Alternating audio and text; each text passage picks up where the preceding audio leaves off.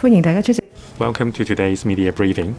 The speakers today are Dr. John Shuk Kwan, Head of Communicable Disease Branch of the CHP, and Dr. Gladys Kwan, Chief Manager of the HA.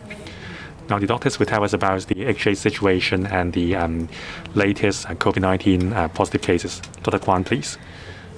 Good afternoon. There are 1,542 confirmed patients in hospitals. Among them, 210 are new patients. Among those who are in isolation wards, 427 are in isolation wards, and 81 are in second-tier isolation wards. 446 patients are in North Lantau Hong Kong Infection Control Center. Among them, 169 are newly confirmed patients. Yesterday, we reported 3 critical patients, 10 patients in serious condition. Among the inpatients, 21 are in critical condition, 27 are serious, and 7 critical patients are in ICU. We have observed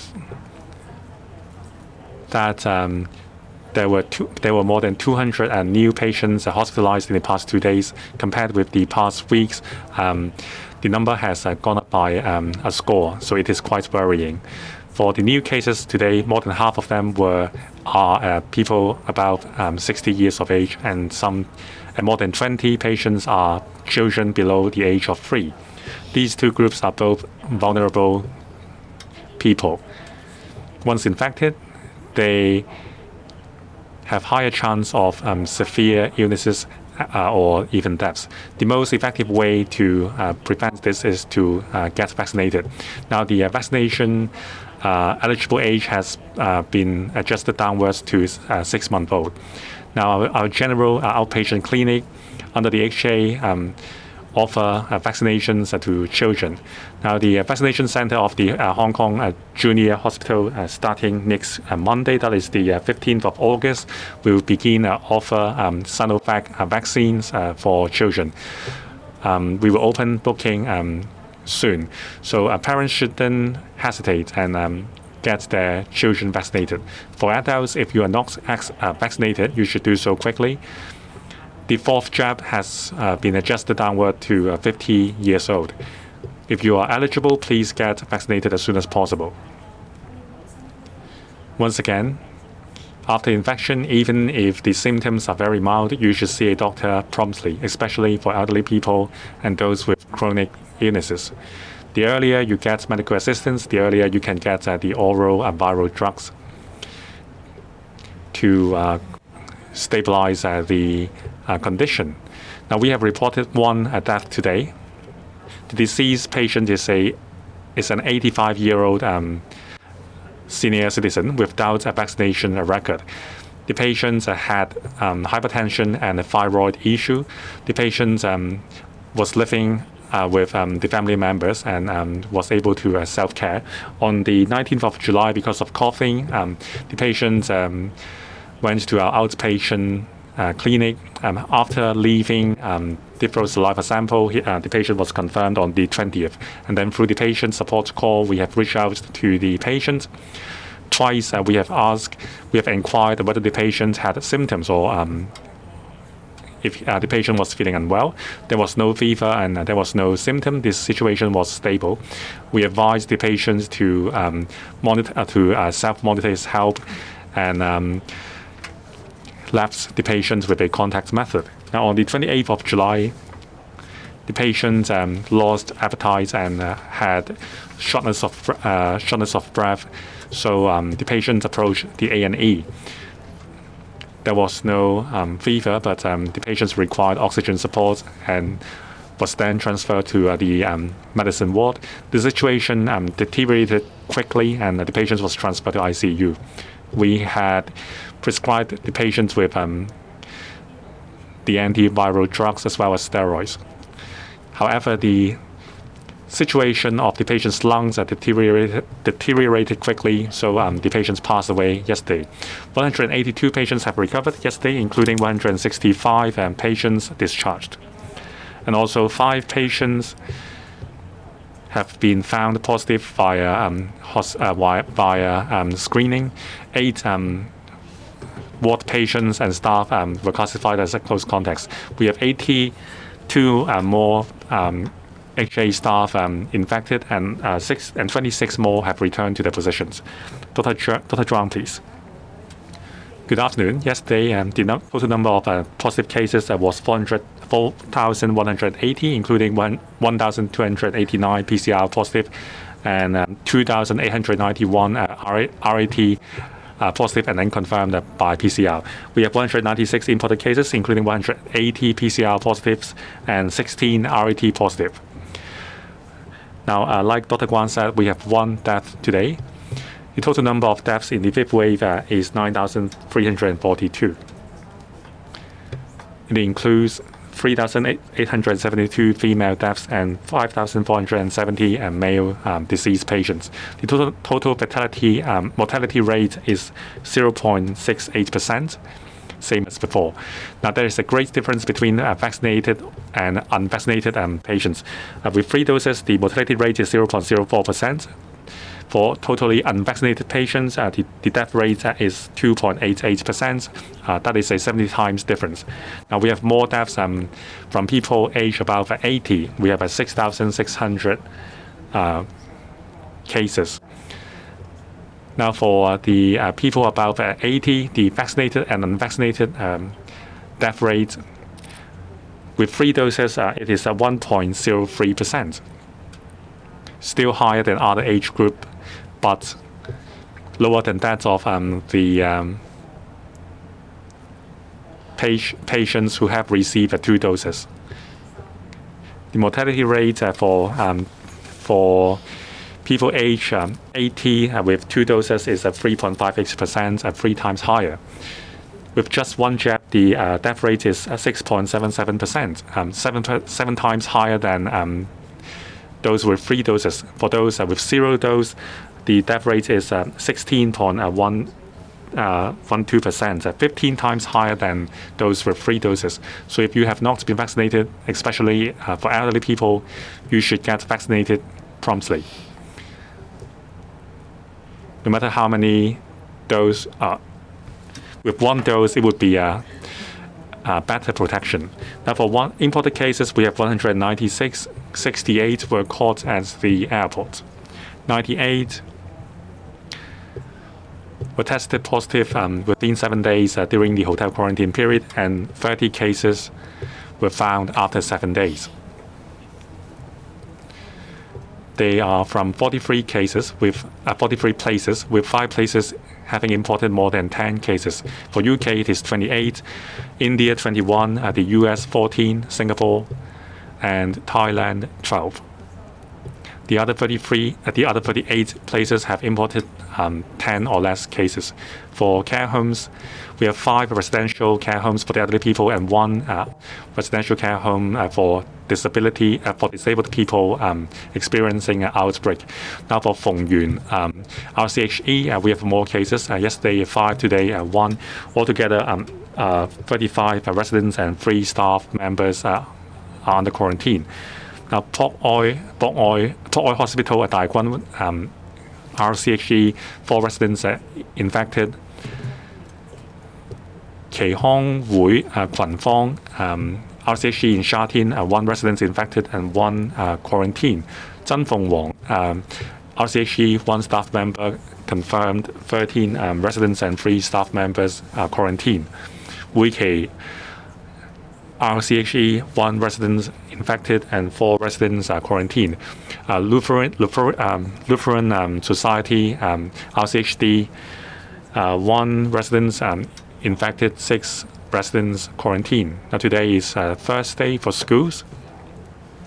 231 schools have reported 287 cases, including 230 students and 57 teaching staff. The 287 cases are from 68 kindergartens or child care centers, 95 primary schools, and 63 secondary schools and 5 special schools. In the past 7 days, 121 schools have reported 2 or more cases. So we have advised 3 schools with classes to be suspended for 1 week.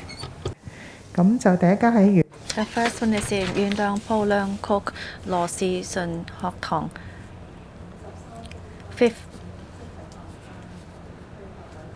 53A class.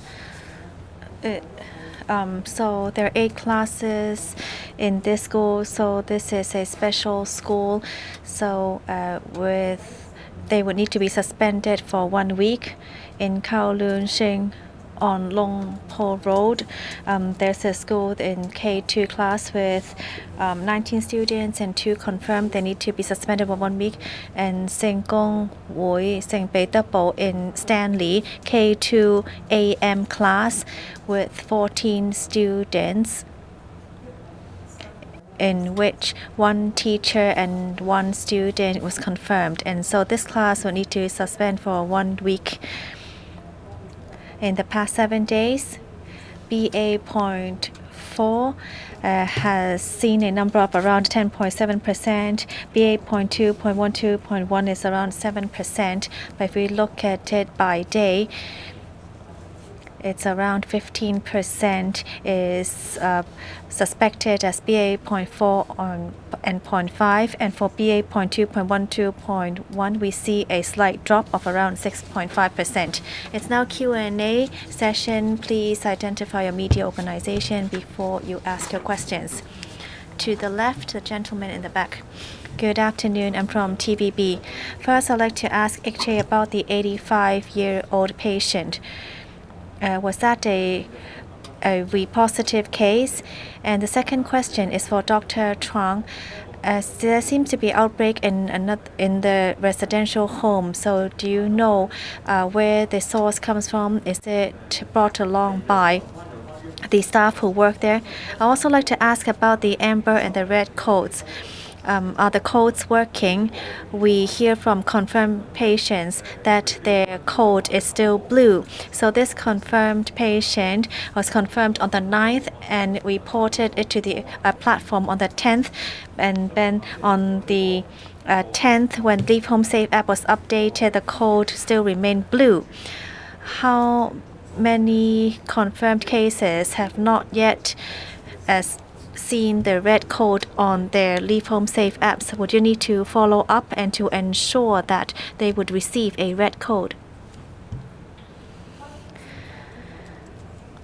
On the 85-year-old female, so she had symptoms on the 19th and then was confirmed on July 28th. We do not have any PCR records between those days. Therefore, we do not have the information on whether she is a positive case. However, we would like to bring up the importance that there are many such elderly people in the community. As Dr. Chuang said, they have not yet been vaccinated or they have only had 1 vaccine. Therefore, when they show symptoms, we suggest them to approach us as soon as possible. Even though they may feel well, after a few days, they may see mild symptoms and they may not have a good appetite. And when they start to see fatigue, sometimes these are symptoms. And once the symptoms show, even though they're mild in the beginning, they may aggravate very quickly. Therefore, we really call upon the elderly to get vaccinated as soon as possible, and when they feel unwell, to see a doctor as soon as possible. Children are also of concern. Children of the age of 6 months can now become vaccinated, and we urge parents to bring children to be vaccinated as soon as possible. The residential elderly home has 7 confirmed cases, and we believe there is a slight outbreak in the home. We do not yet know the source yet. At this moment, other than the residents there, we do not see other people being infected. For the red and amber code, those who are confirmed after the 9th will see a red code.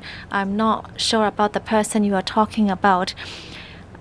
If that person report through the RAT platform, he or she should receive a red code after uploading the ID card number. Perhaps they can follow up with our colleagues. Next question, please. Good afternoon from Now TV. First of all, I'd like to ask about whether there are any new cases in the outbreak in Hong Kong Children's Hospital. I'd like to ask about the 6-year-old who was infected with measles. Did she infect any other family members? The 6-year-old girl is stable and has been discharged from hospital, and the family members have not been infected. At the Children's Hospital, we have conducted PCR tests for the patients and our staff, and currently we do not see any new cases. Next question, please. Good afternoon from AM 730. How many eligible arrivals can leave hotel quarantine early today? At this moment, are there any arrivals who are tested positive after the 7-day hotel quarantine? For the Feng Yun elderly home, how big is the residential home? Are there only 30 residents in the home? So there are only 3 staff members working there. I also like to ask about measles. We've seen 2 local measles cases within a month. So what are your observations and views on that?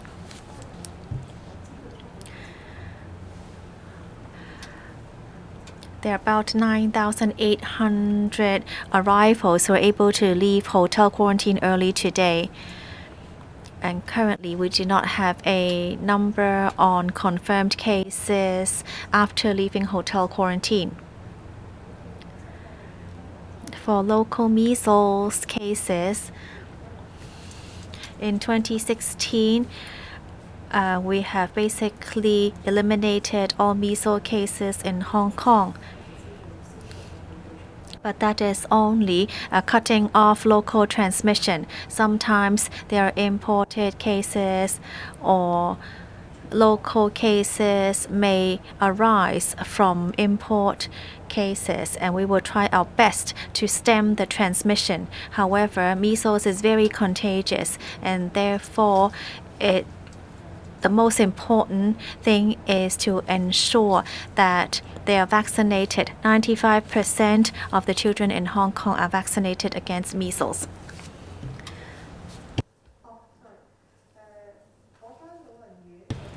The elderly home has 7 cases, and they all live in one wing of the residential home.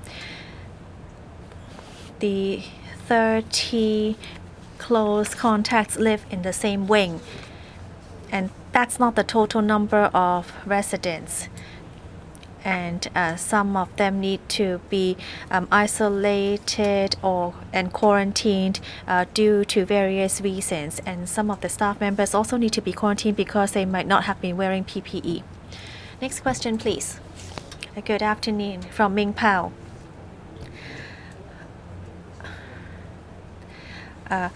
Do the 7 patients from the Feng Yun elderly home have strong symptoms?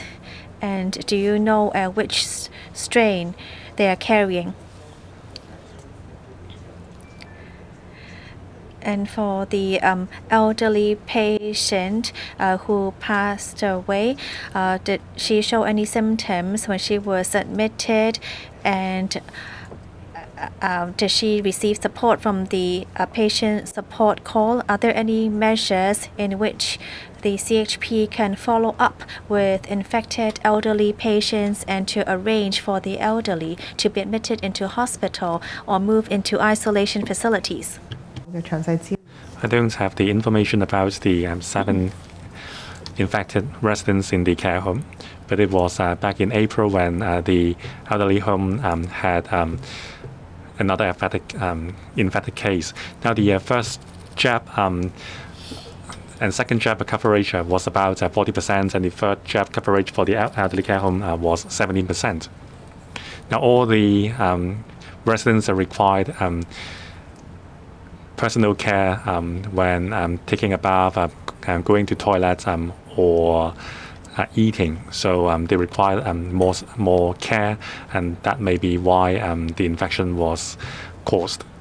Now, concerning the deceased, as the A&E, the PCR results show that there is a CT value of 27.3. Now, we have reached out to the elderly lady twice. She reported no symptoms, and the oral viral drug would usually be prescribed to symptomatic patients. Now, we understand that for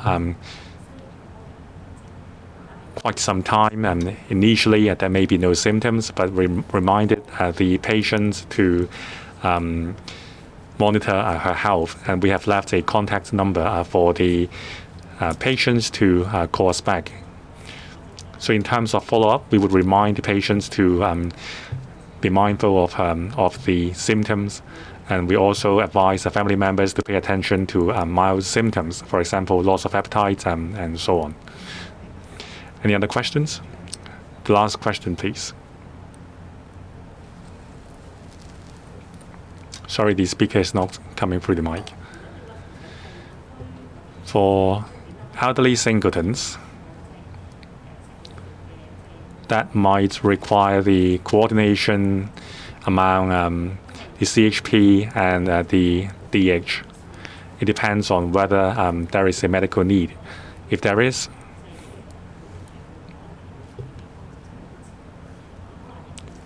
medical treatments may be called for at different institutions, and we will study where we will arrange what arrangements can be made for singletons. Now, concerning the 84-year-old deceased patient, did you prescribe an oral drug to her? Now, for RCHEs, there is infection in one wing. What about the other wing? Is there an infection risk? What about the facilities in the RCHE? Is there risk? Third question, now, infants about 6 months old have been allowed the first jab for 1 week. So what about BioNTech? When will it be used for vaccinating infants as well? Now, we have exhibitions ongoing. Now, what about yellow coat people? Can they go to the exhibitions? Now, concerning the RCHE, we would look at the situation. So far, there is only infection in one wing. We would test all the other residents, a daily RAT, and also the PCR test as well. For the residents under quarantine, they live in the wing experiencing infection. Now, we are working on procuring the BioNTech vaccines for infants. Concerning other policy matters, the government will take a comprehensive consideration. Concerning the death, as I mentioned, at the beginning, the patient presented no symptoms. That's why we did not prescribe her with oral viral drug. On admission, her situation was bad, so we prescribed the intravenous viral drug and as well as steroid to help her. That's the end of the immediate briefing. Thank you.